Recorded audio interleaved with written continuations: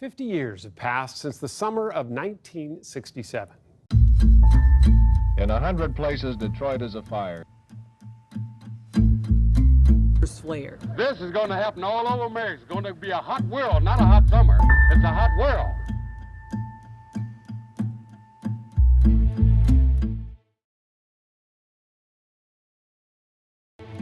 Since the 1950s, Detroit has been in an economic decline. But before this, Detroit was one of the most populated cities in the country during the 1930s and the 1950s. Between this time, its population was rising rapidly, with one major change that happened in the city in 1825, which was the opening of the canal. What this did was that it enabled companies that were passing in and out of Great Lakes possible, making Detroit the largest trading hub.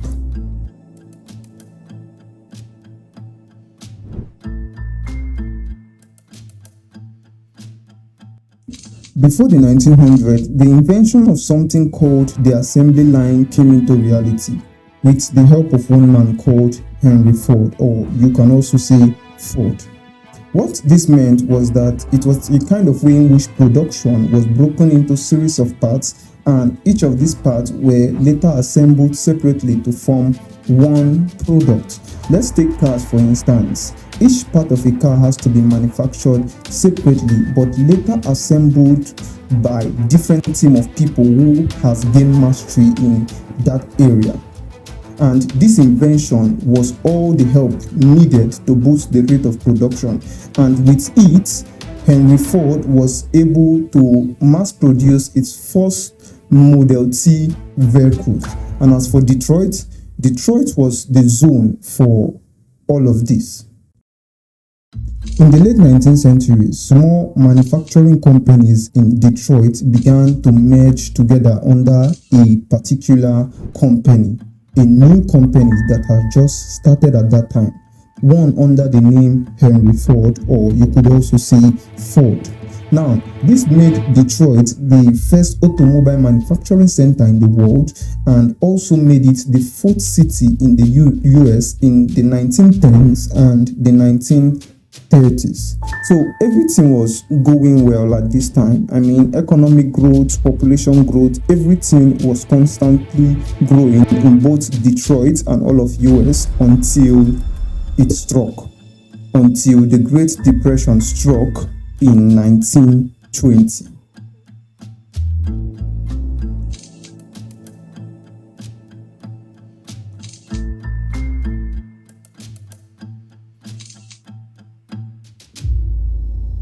It was 1920.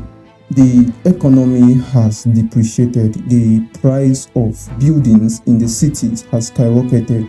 Job opportunities became low. The US dollars was undergoing what was known as hyperinflation.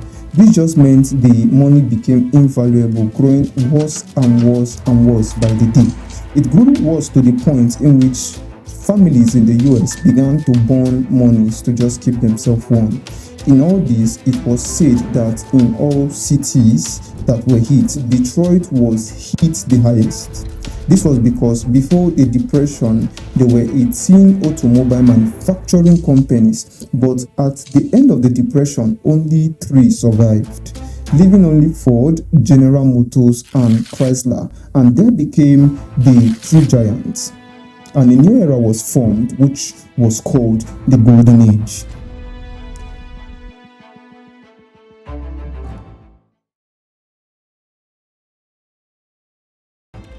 You might think this caused the fall of the city, but you're wrong. Because Detroit continued to strive. It began to grow once more, recovering from the Depression into an era where job opportunities increased even more and population grew even faster. People began to migrate into the city, now seeking a better life. And the major migrant at this point was the Black Americans. And this was where it all began. Because the black migrants who were now wishing to buy houses in the city began to face all kinds of resistance, and this brought about the 1925 and the 1926 Ocean Suite incidents, where a black family who lived in a fully white neighborhood were planned against to be pushed out of the neighborhood forcefully. With all these internal and social problems happening in Detroit still grew in population to about 2 million people, until the social problem between race became a racial war. As black population increased even more, the whites began moving out, carrying both their businesses and tax contribution, making the population drop and the job opportunities in Detroit dropping even further. As the white population decreased, schools and government were still controlled and run by them. And this started what was known as the power struggle between two races. This division began to have great effect in the economy of Detroit as population decreased and companies began to set their eyes overseas.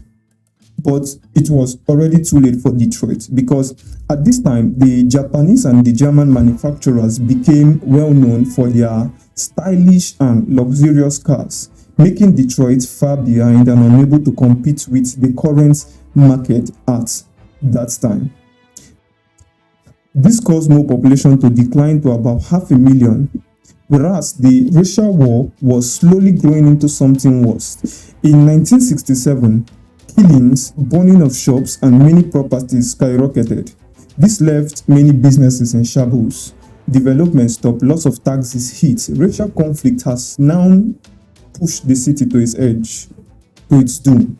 To this day, with gangs, killing, and survival even more harder. And order have broken down in Detroit, Michigan. Pillage, looting, murder, and arson have nothing to do with civil rights. Well, after I was shot, I just fell to, right to the pavement because I didn't know how many shots was coming off after that. Were you bewildered or angry or what? I don't think it's right for my people to act the way that they're acting. This is all I can say about the thing, because we're fighting one war now in Vietnam and we're losing, as it is. So, why should we come back here and fight a war among ourselves? Though the city is still trying to recover from the decline and the havoc that was caused before now, it still sits at a decline in the economic market. So this is my question to you guys. Do you think Detroit is going to rise up to its full stature one day? Or do you think it's just still going to be stagnated at the negative side of the economic market? Let me hear your thoughts, and also don't forget to hit that subscribe button and turn on the notification bell so that I can create more content like this. See you in the next videos, and peace out.